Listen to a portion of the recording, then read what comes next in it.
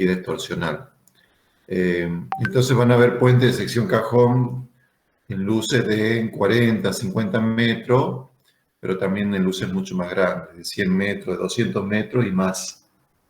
Además es una sección que se presta mucho para diversas formas de construcción que vamos a ver más adelante. En cuanto a las formas y las proporciones del cajón, lo más común es ver cajones unicelulares, como el que están viendo ustedes a la izquierda, pero cuando tenemos anchos importantes del tablero, hay que recurrir a secciones con dos celdas, por ejemplo, como la de la derecha, u otras un poco más complicadas. Entonces aquí vemos algunas formas reales, con algunas dimensiones reales. Entonces, como les digo, la más común es la de arriba, a la izquierda, pero a veces cuando los hachos son importantes se dan también los otros casos. Como ven, en general las paredes laterales son inclinadas y ya enseguida lo comentamos qué ventaja tiene el uso de esta pared inclinada. Además, fíjense que la losa superior del tablero tiene voladizos amplios. Generalmente se construye con voladizos amplios, lo cual también da un efecto especial buscado por el proyectista. Bueno, en algunos casos, cuando el ancho es importante, se puede formar la sección de esta manera, como se muestra aquí. Una sección central, que es un rectángulo continuo de cajón, pero cada tanto, en forma discontinua, aparecen estos apuntalamientos. Esto ayuda a disminuir la luz del voladizo y que no tengamos un momento flector negativo tan importante por la flexión transversal de esta losa. Entonces, una superestructura de este tipo podría tener incluso una altura variable con una dovela en la zona de apoyo de esta forma y que se va reduciendo su altura hasta la zona central. Generalmente la dovela del centro se le llama dovela de cierre, como ya hemos mencionado en otras ocasiones. Entonces, ¿qué ventajas tiene, entre otras ventajas de usar la sección cajón? Es que reduce el número de almas, o sea, piensen que si tuvieran que hacer un puente de vigas con 5 o 6 vigas doble T o pequeños cajones, tendríamos varias almas. Eso es más complicado constructivamente porque implica más encofrados, por ejemplo. Entonces, el tener menor número de almas facilita el encofrado y el proceso constructivo. Además, al trabajar con menos almas, pero espesores más grandes, tanto en las almas como en las losas, hay mejor espacio para colocar los cables de postezado para puentes de grandes luces. Presentan un mejor comportamiento para puentes curvos, que es lo que había mencionado. En puentes curvos tenemos problemas de torsión, entonces la sección transversal en cajón anda muy bien. Y también se usan frecuentemente en puentes de grandes longitudes. Digamos que es prácticamente la forma exclusiva en puentes de grandes luces, la sección cajón. Bueno, acá hay una acotación que uno, como primera aproximación, puede transformar la sección cajón como una viga equivalente de la misma altura y con una base igual a la sumatoria de las almas, pero esto es solo una primera aproximación. No se recomienda usar el método de la viga equivalente, que sería esto, para un análisis exacto y posición de los cables de postensión. Pero en una primera etapa sí podríamos hacer una simplificación de este tipo, ya pensando en el cálculo. En cuanto a la geometría, vamos a ver algunos artificios para tratar de que la esbeltez del puente parezca mayor. ¿Qué es la esbeltez? Es la relación entre la altura de la viga y su luz. ¿Mm? La relación, o la relación inversa, también podríamos decir. Luz dividido en la altura total de la viga más losa, sería una esbeltez. Entonces, cuanto más esbelto el puente, es como que da una mejor sensación estética. Eso dicen los que saben, ¿no? Si comparamos un puente para la misma luz, un puente con una altura, por ejemplo, para un puente de 50 metros de luz, un puente que tenga una viga de 2 metros de altura con otro que tenga una viga de 4 metros de altura, bueno, el que tenga la viga de 2 metros de altura tiene mayor esbeltez y da una mejor sensación visual. ¿Se entiende? Entonces, ¿qué artificios tenemos para intentar que esa esbeltez sea mayor? Por un lado, el uso de los voladizos. Los voladizos amplios dan la impresión de una mayor esbeltez, ya que la sombra que se proyecta sobre la viga, piensen en la luz que viene de arriba, entonces esto está en esta zona de abajo del voladizo, está en sombra o en menor iluminación, entonces da la sensación que la viga tiene menor altura de la real. Si ustedes quieren resaltar una cosa, un objeto, lo tienen que iluminar. Si quieren ocultar, quitarle importancia, lo tienen que oscurecer. Entonces esa es la idea que se usa acá. Los voladizos amplios van a dar la sensación de mayor esbeltez. Claro que no podemos hacer voladizos demasiado amplios por razones estáticas, ¿no? Ya que imaginen cargas sobre este voladizo, entonces acá tenemos un momento flector negativo, y si el voladizo es muy grande, el negativo es muy grande, entonces tenemos una limitación por cuestiones estáticas. ¿Sí? Bueno, entonces un primer recurso es usar un voladizo grande. Otro recurso es usar una cornisa. Esta cornisa, la altura de este elemento extremo, incluso acá, como ven en este detalle, tiene una forma trabajada, cierto trabajo. Entonces eso también logra aumentar esa esbeltez aparente. Entonces por eso se recomienda que esa altura de cornisa para puentes de gran longitud total sea 1/4 de la altura de la viga, o para puentes de poca longitud total sea la mitad de la altura de la viga. ¿Sí? Entonces el segundo recurso, que es la cornisa. Otro recurso es la inclinación de la pared del cajón. Entonces eso también aumenta la esbeltez subjetiva, o sea, la esbeltez que le parece al ojo humano, ¿no? Le da la sensación de mayor esbeltez cuando la pared del cajón es inclinada, como se muestra en la figura. Esta viga da una sensación de más esbeltez que ver una viga de este tipo. Este diseño es un diseño tosco que da la sensación de poca esbeltez frente a este diseño que es más estilizado.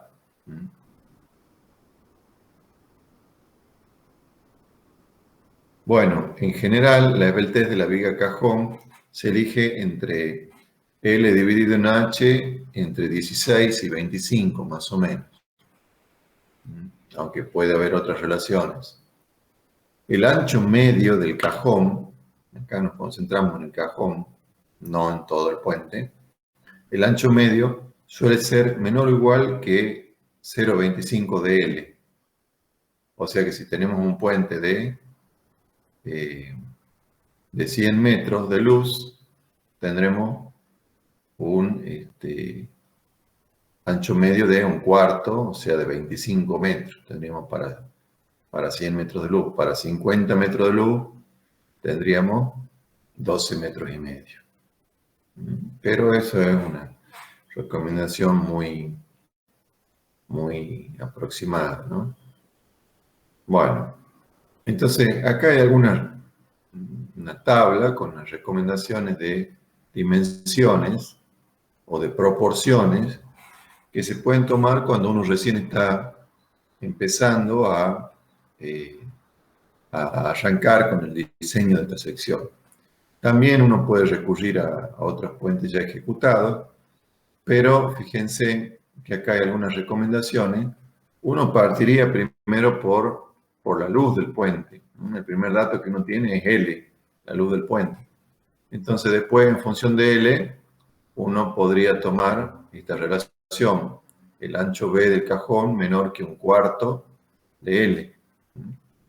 Entonces después, ya conocido el ancho B o fijado, que también va a estar condicionado por el ancho total que necesitemos, por ejemplo, si necesitamos 3 fajas de circulación o 4 fajas de circulación, y conocemos la luz, podremos determinar el B, perdón, L y B. Entonces con eso podríamos ir a esta tabla. Supongamos que tenemos un valor de B conocido, entre 10 y 20 metros, el B del cajón, el B medio. Entonces de esta tabla podríamos sacar L1, que es la luz media o la luz del voladizo. Podríamos sacar L2, que es el ancho superior del cajón, L2. Podríamos sacar D0. D0 aparece en esta imagen, es el espesor del volado en el extremo. Podríamos sacar también D1, que es el espesor del volado en el arranque. Acá tenemos D0, D1, D2 y D3. D2 es el espesor en los extremos de la losa interna y D3 el espesor mínimo en el centro de la losa interna, siempre hablando de losa superior. Y después en la losa inferior también podemos conocer E, que es el espesor mínimo en el centro, y E1, que es el espesor mínimo en la zona de apoyo de esta losa inferior. O sea que con la tabla podemos sacar los valores de D, que son los distintos espesores de la losa superior, los valores de E, que son los espesores de la losa inferior, más los valores de la luz del voladizo y la luz central superior, de la losa superior. ¿Sí? Entonces eso con esa tabla. Entonces eso nos da una primera geometría del puente que después la podremos ir modificando. ¿Qué ventaja? Otra ventaja de construir las paredes laterales con pendientes, como ya estaba mencionando hace un rato. Además de la esbeltez subjetiva mayor, que es la tercera que se menciona acá, hacer una losa, unas paredes con pendiente da una losa inferior de menor luz y menor ancho requerido para la pila de apoyo. Piensen que el ancho de la pila tiene que ser compatible o casi igual que el ancho de esta losa inferior. Yo no puedo apoyar este puente con un apoyo puntual acá en el medio, porque estaría produciendo prácticamente un punzonado, una solicitación importante de punzonado en esta losa inferior. Entonces tengo que apoyarlo en una, van a ver en la mayoría de los diseños, en una pila que tenga prácticamente este ancho. Entonces me conviene, arriba, me conviene regular estos puntos de apoyo para tener voladizos equilibrados y abajo me conviene regular esta losa para que no me dé un ancho de pila demasiado grande y que quede algo también estéticamente poco agradable. Entonces son otras de las razones de darle pendiente a las paredes laterales. Generalmente estas pendientes están comprendidas en un ángulo alfa, midiendo alfa entre la horizontal y esta pendiente, entre 60 y 80 grados. Algunos casos excepcionales se han hecho pendientes muy suaves, hasta 30 grados, pero son cosas raras, ¿no? Entonces es mucho más conveniente la pared inclinada frente a la pared vertical. ¿Sí? Bueno, otra opción es trabajar, por ejemplo, cuando ya tenemos ancho importante, trabajar con dos cajones, por ejemplo, como se muestra acá. Con dos cajones que podrían tener una vinculación o no. Eh,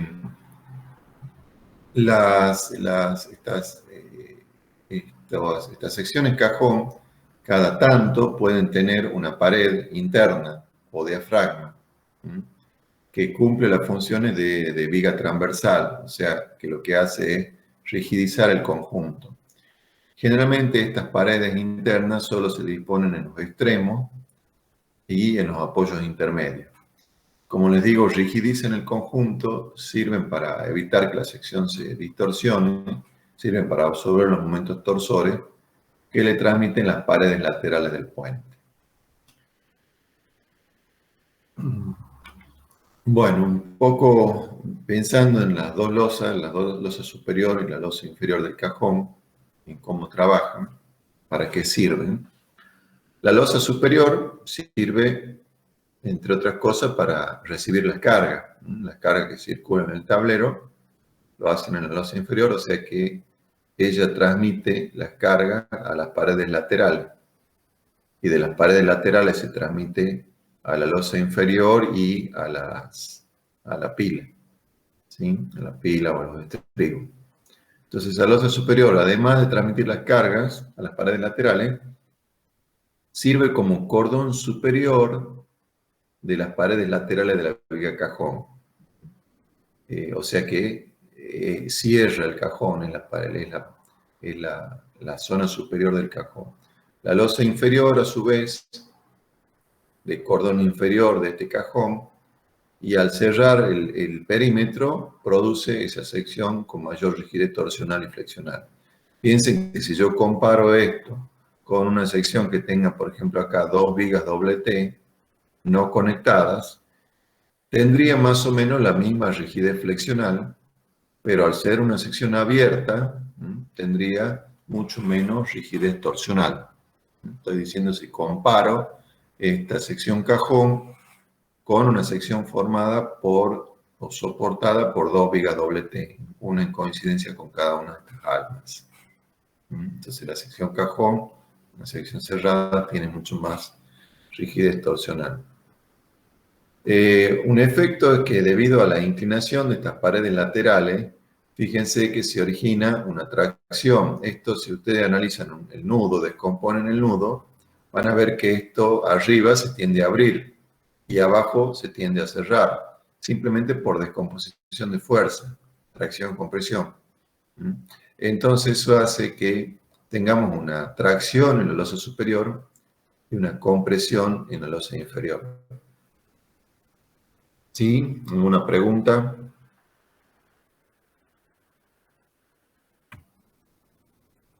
Bien.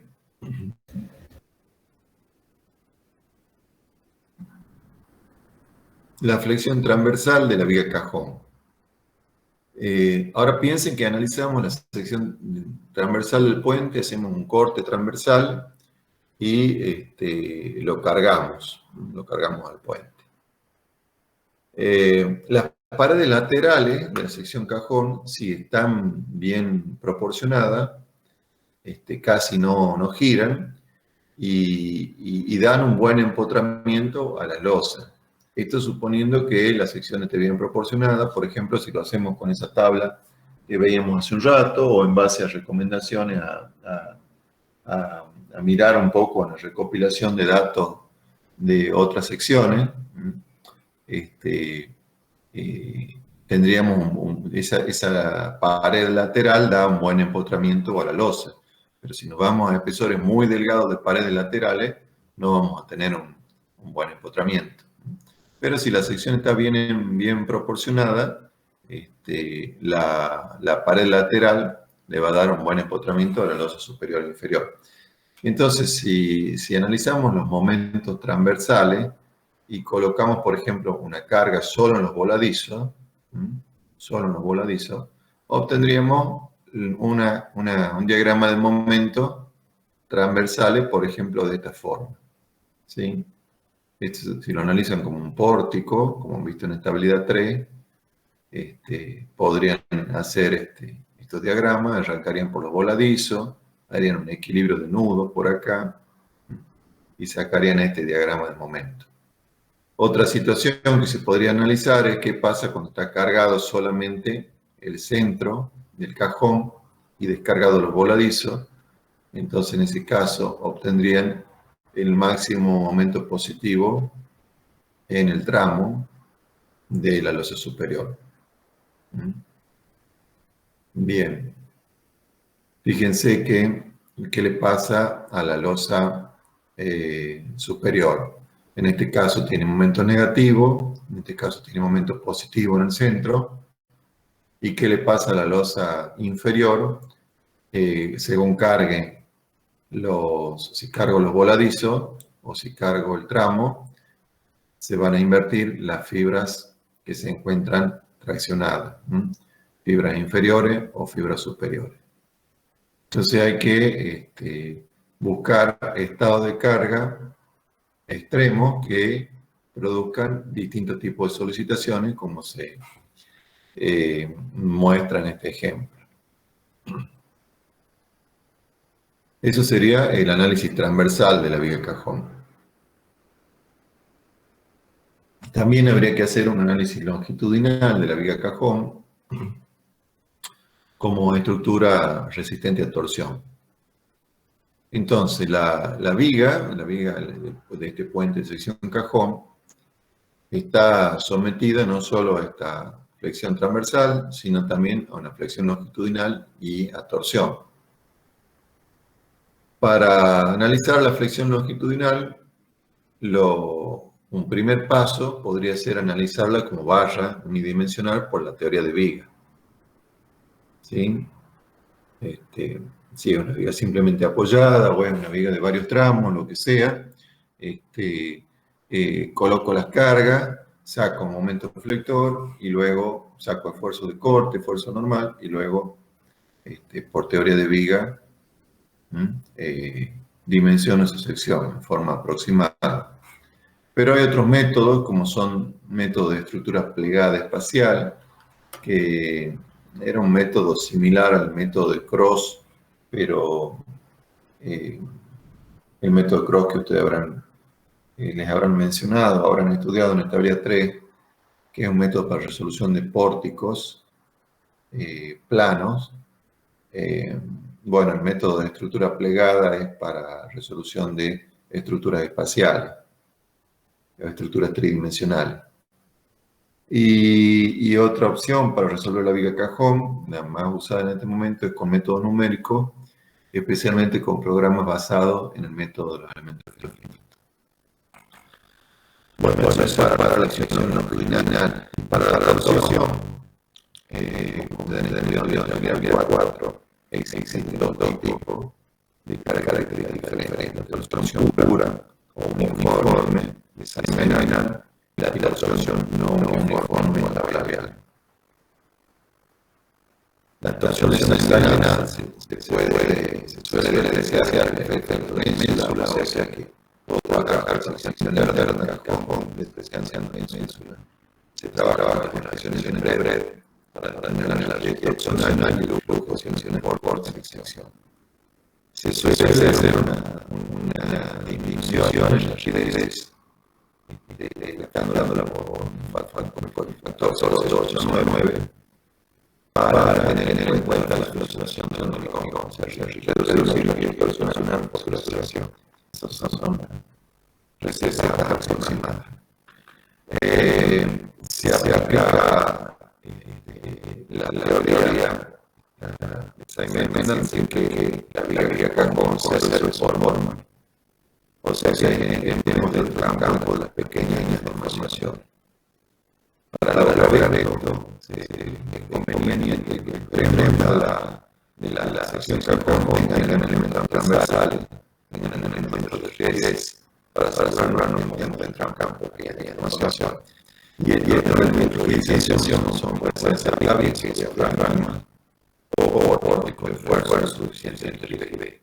lo más común es usar tabique que ofrece una pared que por lo menos el extremo cierra el cajón. En caso de que el cajón continuo se debe usar la zona de apoyo, también aumentando las paredes laterales y de losa, y eso aumenta la rigidez transversal. Recuerden el puente que he mencionado en clases anteriores, que es un cajón con una sola salida que acá se encuentra en la tapa constructiva, desde un tercero tienen un ancho total de 320 con alas verticales, acá no tenemos nada, tenemos verticales, y la altura de la viga es variable, máximo en la zona de apoyo de 7 metros hasta un mínimo en la zona central de 3 metros y 50. Y el número de cajón está más vertical de 0,45 centímetros de espesor y 2 hacia el variable con un valor mínimo de 20 centímetros en la zona central. Ese valor, la zona inferior, varía longitudinalmente y en cercanía del apoyo tiene alrededor de 75 centímetros de espesor. Entonces, un ejemplo de puentes es un cajón con espesores variables y la variable de la viga. Otro tipo de puente, otra construcción, es un cajón. Vemos la ubicación de las armaduras de pretensado, la vaina, la ubicación de las pretensado, tanto en lo superior como en lo inferior, y las armaduras no pesas y negra que ayudan a dar continuidad a la ascensión. Se trata de sí. Disculpe, yo no entendí muy bien dónde es la ubicación que se pone de diafragma hasta vivir de esfuerzo para Por ejemplo, acá al fondo de la viga tenemos la viga que tiene una abertura. Tenemos la viga con un paso, una abertura para permitir paso, la comunicación de un cierto valor al otro. Y eso es la viga que se debe poner en la zona de apoyo. La zona de apoyo es apoyo en medio de la viga continua. Y se logra para agilizar la sección, para disminuir la distorsión que pueda tener. O sea que casi exclusivamente van a estar en la viga. ¿Sí? Sí, gracias. Bien.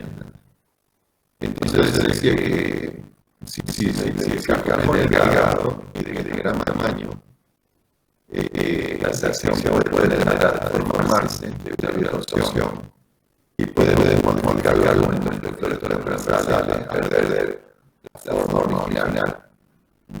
Si la sección es rígida, la flagura de la izquierda, cuando actúa un momento torsor, el perfil gira, pero conserva su forma, sería la conceptualización pura. En cambio, si la sección es muy delgada, también repelta las paredes. Cuando la queremos un momento torsor, el perfil va a perder su forma, que sería una torsión total, que es la figura de la derecha. De todas maneras, eso complica mucho el cálculo, de todas formas, para entender nuestra segundo de lonja, cuando la sección está bien proporcionada, bien dimensionada, este efecto de la figura es pequeño y puede evidenciarse en la mayoría de casos. En casos de segura, si la sección gira sin perder su forma,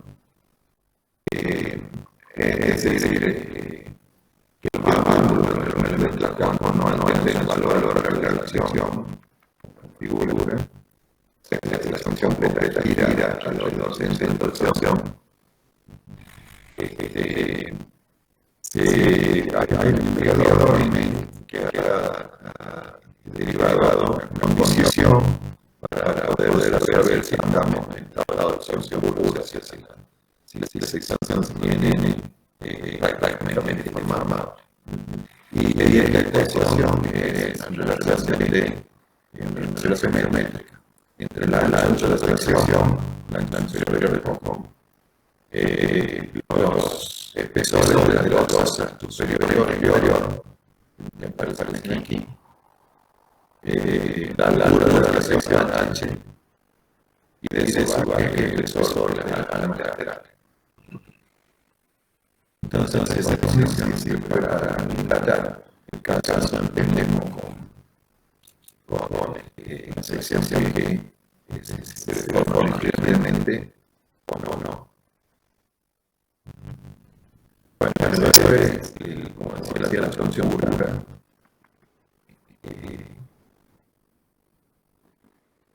Y después, el otro análisis de absorción, la absorción no variable. En la absorción pura, esa imaginancia que la estructura está solicitada en su extremo por momentos sobre iguales es el contrario, la figura. Lo que origina la largo de luz de gran momento sobre constante. De la son constante con el rectángulo. Además, para validar esta condición de desplazamiento W, o sea, los desplazamientos que la viga de las acciones se transan sin restricciones, se tengan el impedimento a el desplazamiento de las secciones de la viga. Entre la dirección puede variarse libremente. Y eso permite concluir que no se originan tensiones caudinales debido a la absorción, debido a, en el caso de la absorción pura, no se originan tensiones caudinales. Eso es la absorción pura saxainera. Pero ese es el único caso en la práctica, ya que los momentos torsores por no son tan de figura, sino que pueden tener momentos torsores variables. Y además la esencia de la gran pique interno divide localmente dicha tensión longitudinal, o sea que esta deformación al estar herida parcialmente ya aparece en tensión de dirección. No se puede cumplir la hipótesis de esa imaginada de la absorción pura. Entonces eso hace que en caso de absorción no uniforme, momentos de absorción no es constante. Entonces aparece una tensión longitudinal de la cual siendo también variable de sección, producen secciones del borde longitudinal. Si yo tensiones en la tensión, las tensiones sigmas pueden tener variaciones y tensiones de corte. Y por el principio de la velocidad de las tensiones tangenciales al lugar tensiones transversales de corte que actúan en las tensiones se suman a las tensiones por corte debido a la absorción pura. Bueno, esto fue un poco difícil de realidad 4. Esta nueva tensión por torsión llamada torsión no uniforme variable.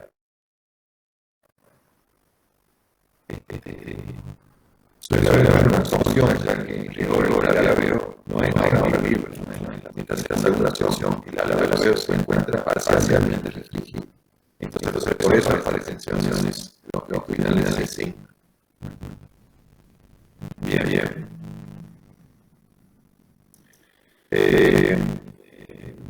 Si bien aparecen en tensiones, pueden ser despreciadas si la viga está bien posicionada, dimensionado, pueden desear gran red de nudo y abrir cajón, y siempre que la viga haya sido simplemente armada, más o menos estresada, pero estresada longitudinal. Pero bueno, hay que tener presente que sí existen tipos de torsión. Bien. De nuevo, volviendo a las sensaciones más favorables de transversal y buscando el estado de la carga más perjudiciales o unas más favorables.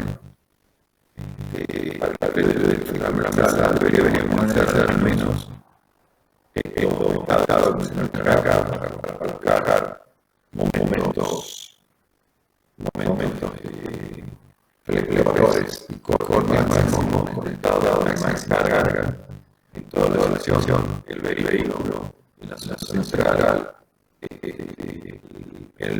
los vehículos en central y el resto cargado con suerte distribuida en multitud compacta, llamamos el reglamento, tan calzada de vereda, y esto estaría al máximo reflectores por corte, aunque el riesgo es nulo. Si quieren ver los sensores de la carga simétrico, como por ejemplo esto, cargar solo la mitad, sector derecho, en caso, con la más carga que pueda lograr y la más intensidad. Y esto no daría los máximos sensores, aunque me sentir que no van a ser los máximos peores ni poco. Bien. Respecto al flujo de sección importante y la situación informe, también puede recordar conceptos de estabilidad 4. Recuerden que el flujo es lo que se mantiene constante, o sea, por las paredes de la sección cajón circula, podemos decir que circula flujo de opciones por constantes. Y es constante, aunque cambie eso, el flujo no se mantiene constante. Entonces, ese flujo vale momento sensor dividido en F, donde F es la área media del cajón, la más marcada, el área dada por la media del sensor, SC y SL. Bien. Entonces, ese es el flujo que se mantiene constante. Y lo que varía son las tensiones. Las tensiones ahora tienen que dividir el flujo en el sensor correspondiente de su soporte. Entonces, el superior o el inferior de la pared. O sea que el agua soporta la tensión por torsión sería el momento sensor dividido en F por corte. Bien, por ahí, si hace falta, al copiador tema relativo de calidad 4 sobre torsión, el análisis de las tensiones y el flujo de tensión. ¿Cómo se mantiene el método? ¿Cuál es la relación con el método sensor? El análisis diferencial del planteo de ecuaciones se llega a la forma de red, que es la que hablaba yo aquí. Esta es la última selección para usar nosotros de los dos ejes de J, es lo que se llega con el análisis. Bien. Entonces, de nuevo, pensando en cómo el tensiones, tengamos en cuenta que si se genera un cajón multicelular en un momento, en las paredes internas, los flujos de tensiones tienen la se anulan, mejor dicho, los flujos por corte, provocados por la torsión en las celdas individuales, tienen que anularse aproximadamente en forma muy fuerte de pared interna. Se anula el flujo del otro. Entonces las paredes internas no suman a la radiación anal, no son soldadas de la absorción. Son despreciadas en el periodo la asociación de la dilación clara de corte por torsión con cada núcleo se hace componente de tubo de que son cantantes en real tiene variación real. Y en realidad habría que hacer una corrección, teniendo en cuenta la teoría de Sena. Si hacemos corrección, nos quedaría que las tensiones que respondan a trapecios son mayores en la zona extrema interna y menores en la zona interna. Por se puede hacer la solución semanal análisis de la solución semanal de la tensión de torsión en la sección cerrada son más máximas en el extremo y más en dentro, una sección más maciza. Entonces, si llevamos a forma de resonar la sección, concluiríamos que la tensión acá no puede ser constante, aunque uno no lo puede significar como constante, sino que tiene una variación de forma trapezial, como se muestra aquí. Bien.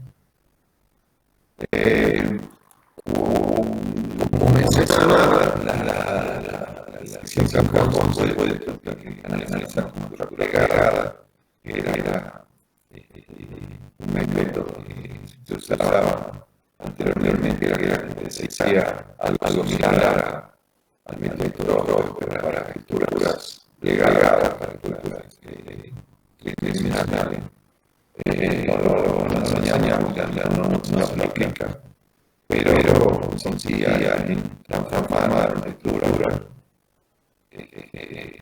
en otra, hacer colocar apoyos ficticios en la estructura, cargarla del medio, después invertir esos apoyos sobre el real y cargar una teoría bidimensional y hacer interacciones. La imagen de interacciones similar a la proyección de Cross y llegar a las soluciones finales. Ahora, por ejemplo, que esto ha perdido la integración del nudo para llegar al equilibrio del nudo similar a la velocidad del microcromo. Esto perdió la vigencia con el uso de los programas computacionales basado en el método del elemento finito. Bueno, prácticamente los desarrollos no llegaba a los diagramas de tensión como este. Bueno, eso es lo que tenía para hablar por hoy. Gracias. Breve, en los minutos que quedan, vamos a hacer un pequeño cuestionario sobre la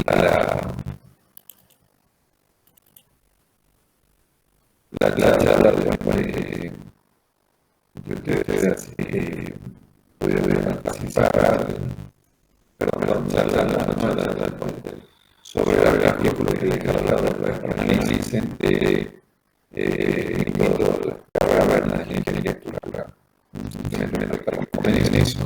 Entonces ahora les paso el mail